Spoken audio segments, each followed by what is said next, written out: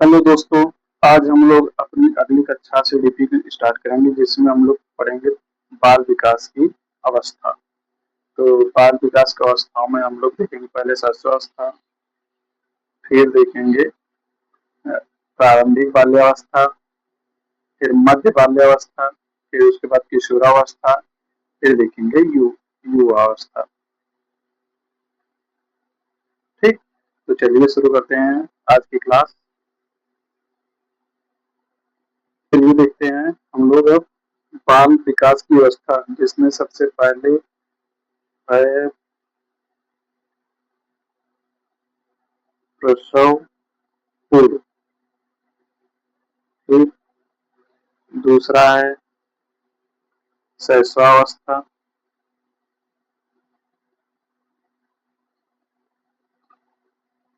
फिर तीसरा है पूर्व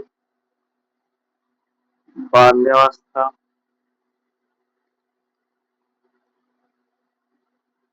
चौथा है मध्य बाल्यावस्था,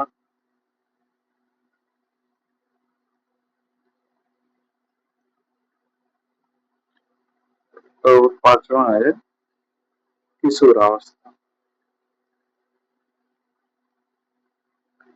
तो इसमें जो सबसे पहले शुरू करते हैं, ये जो है प्रसव पूर्व है, इसके बाद शैशवावस्था है, पूर्व बाल्यावस्था है, मध्य बाल्यावस्था, फिर किशोरावस्था।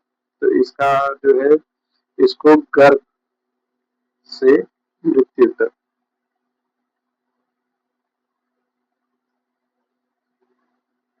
इसको हम लोग 9 मंथ या 280 दिन बोलते हैं। तो प्रसव पूर्व अगर एग्जाम में क्वेश्चन आता है तो आप लोग क्या बताना है, 9 मंथ या 280 दिन, या इसके करीब जो विकल्प हो उसको आप लोग टिक मारेंगे। जैसे 270 आ गया, 310, 290, ये सब जब अगर करीब में आता है तो आप लोग 280 करीब वाला ही मारेंगे। और अब देखते हैं दूसरा हम लोग शैशवावस्था। शैशवावस्था कब से कब है, तो शैशवावस्था है जन्म से 2 वर्ष, ये दूसरा है हम लोग जन्म से 2 वर्ष। तो शैशवावस्था जैसे बालक जो छोटा होता है, जो जिसका जन्म हुआ है, तो जब संसार में आता है उसको सबसे पहला होता है कि अजनबीपन लगता है,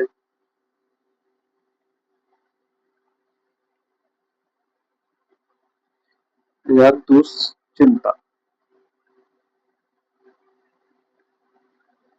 और दूसरा व्यवहार में मूल प्रवृत्ति,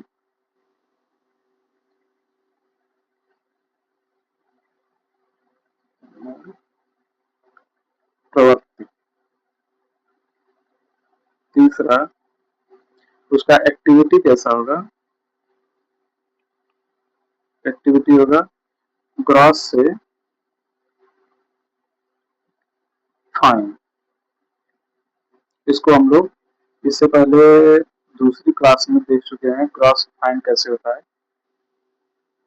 और चौथा है जलन की भावना, जलन की भावना। पांचवा है फेक इमोशन,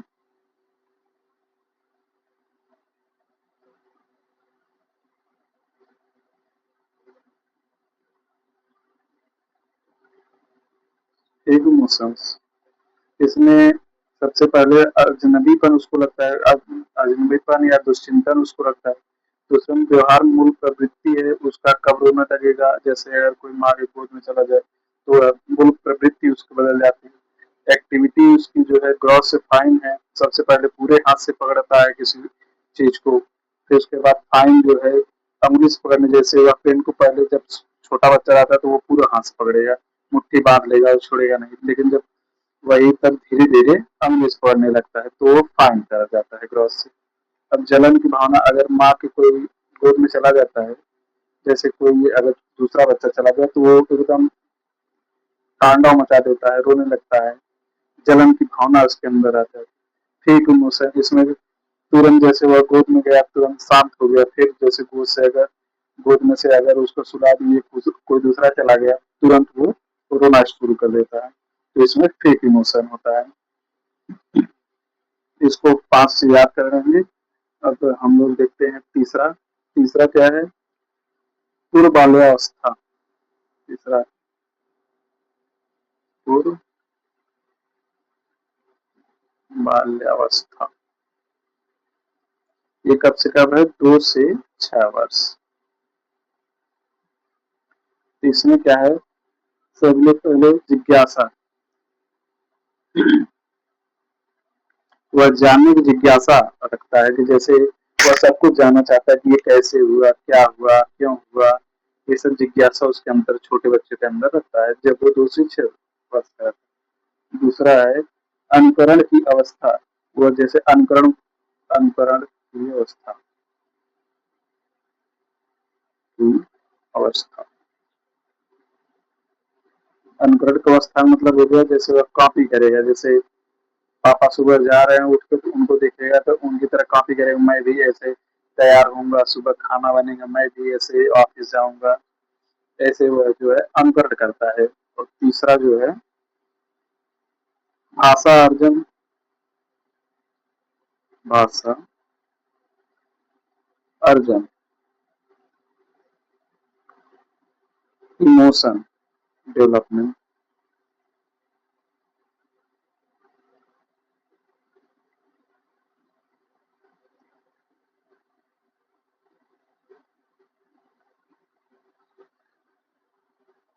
संवेगात्मक विकास।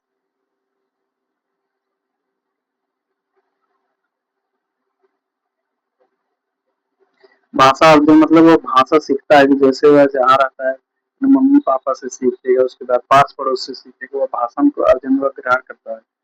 और उसके संवेगात्मक विकास इमोशनल डेवलपमेंट, उसका धीरे धीरे इमोशन भी डेवलप होता रहता है। चौथा है कल्पनाशीलता वाले गेम या प्रतीकात्मक खेल। कल्पनाशीलता वाले गेम।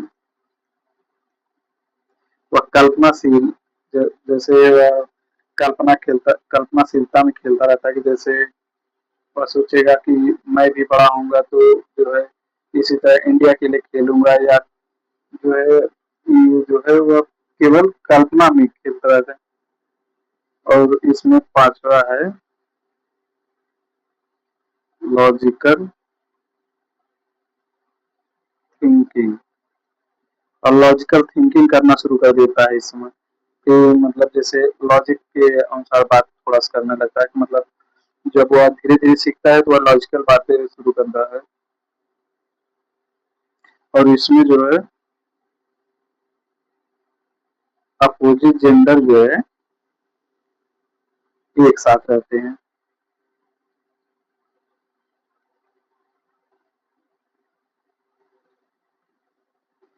अब चौथा देखते हैं मध्य बाल्यावस्था। इसी को केवल बाल्यावस्था भी कहते हैं।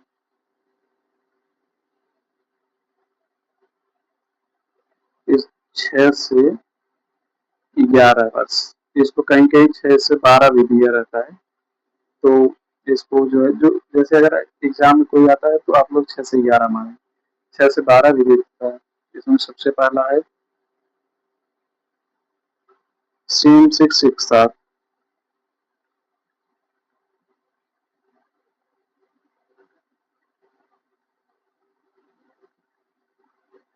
एक साथ रहते हैं, जैसे लड़का लड़के के साथ, लड़की लड़की के साथ। इससे पहले उन्होंने क्या था? अपोजिट जेंडर, जैसे लड़की लड़का जो है एक साथ रहते थे, लेकिन इसमें क्या है? सेम सेम एक साथ रहते हैं। दूसरा है प्रारंभिक काल्पनिक अनुपस्थिति।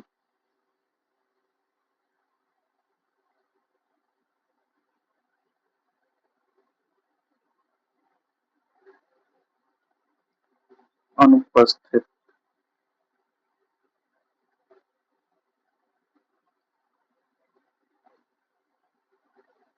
अनुपस्थिति है। तीसरा है गंदी अवस्था।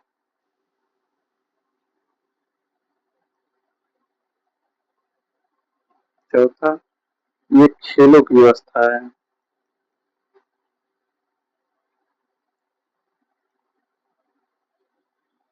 पांचवा, टोली या समूह में रहते हैं। छठा जो है अनोखा काल कहते हैं।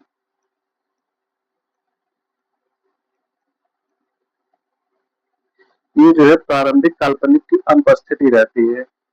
इसमें काल्पनिक जो है जैसे कल्पनाशीलता नहीं रहती, अनुपस्थिति इसकी रहती है। इसको गंदी अवस्था कहते हैं क्योंकि इसमें कल्पना का नहीं रहता, जैसे जो बोल दिया वही जो है ये लोग लेके चलते हैं। ये इसमें खेल की व्यवस्था है। इसमें जो है खेल बच्चे खेलते कूदते ये सब ज्यादा करते हैं और टोली बनाकर अपना समूह रखते हैं, जैसे लड़के लड़के के साथ, लड़के लड़के के साथ टोली बनाकर रखते हैं। इसको अनोखा काल भी कहते हैं क्योंकि इसमें जो है खेलों की अवस्था है, टोली समूह के साथ गंदी अवस्था है क्योंकि इसमें जो है सब कुछ चेंजिंग उसका धीरे धीरे होता रहता है। अब इसके बाद पांचवा आता है किशोरावस्था।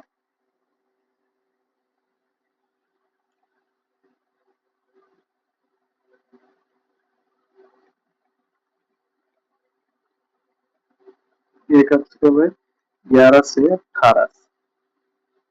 इसमें सबसे पहले का है बचपन से वयस्कता की परिवर्तन काल का समय ये है। बचपन से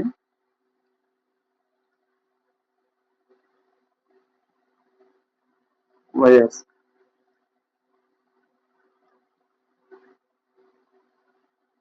अब इसमें जो है विषम लिंगी आकर्षण।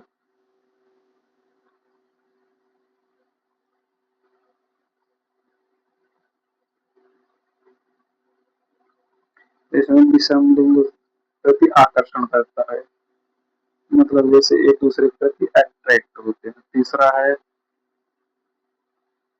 परिवार की तुलना में फ्रेंड्स राय महत्वपूर्ण है। परिवार है ये जो बताएंगे उसको महत्वपूर्ण नहीं मानेंगे। इसमें जो है फ्रेंड्स जो बताएंगे,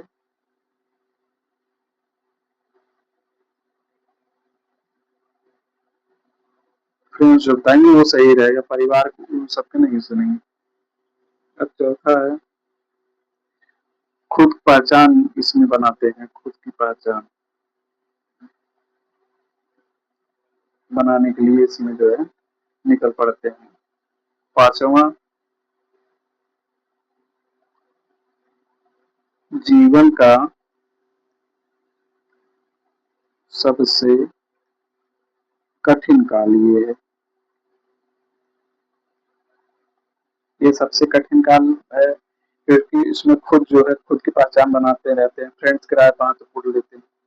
और छठा है संघर्ष की ये अवस्था होती है जिसमें संघर्ष बहुत करते हैं, तनाव रहता है, आधी तूफान की एज कहते हैं।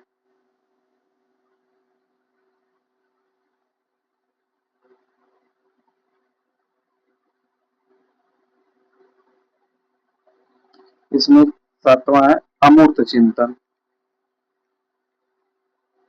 अमूर्त चिंतन। और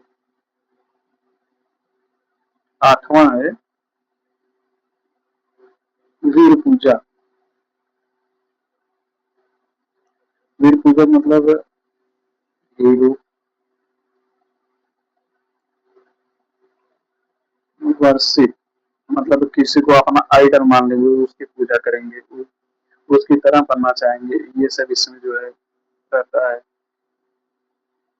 सपनों का दिन इसको कहते हैं।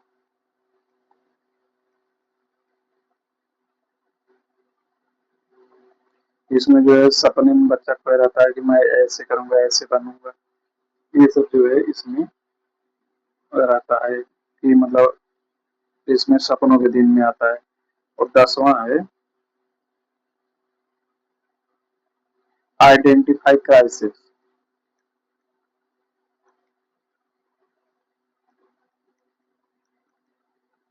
इसमें आइडेंटिफाइड क्राइसिस रहता है कि हम जो है अपना आइडेंटिफाई बनाएंगे कि नहीं बना पाएंगे, कैसे रहेंगे, क्या करेंगे, ये इसमें जो है आइडेंटिफाई क्राइसिस में रहता है।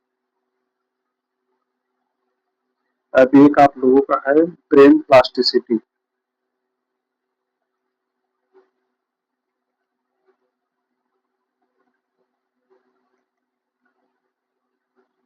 ब्रेन प्लास्टिसिटी क्या है? मस्तिष्क नम्यता।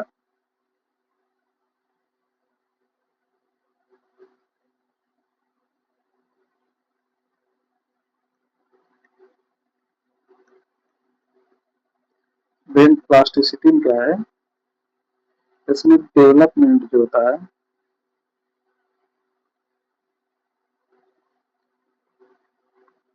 प्लास्टिक नेचर का होता है,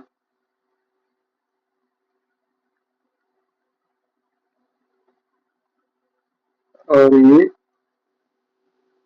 अर्ली अर्ली चाइल्डहुड हुड में जो है ये होता है कि ब्रेन नम्यता। इसमें आप ब्रेन प्लास्टिसिटी में होता है, जैसे ब्रेन में एक प्रकार का बुलबुला उठता है, जैसे हम कुछ बड़ा काम करेंगे, बुलबुला उठता है, इसी को हम लोग ब्रेन प्लास्टिसिटी कहते हैं कि जैसे छोटे छोटे बुलबुले जो आते हैं, इसी को हम लोग मस्तिष्क नम्यता, जो आने के बाद तुरंत खत्म हो जाते हैं, आएंगे फिर खत्म हो जाएंगे, इसी को जो है मस्तिष्क नम्यता कहते हैं। आप लोगों को कैसी क्लास लगी आप लोग जरूर बताएं। बहुत बहुत धन्यवाद।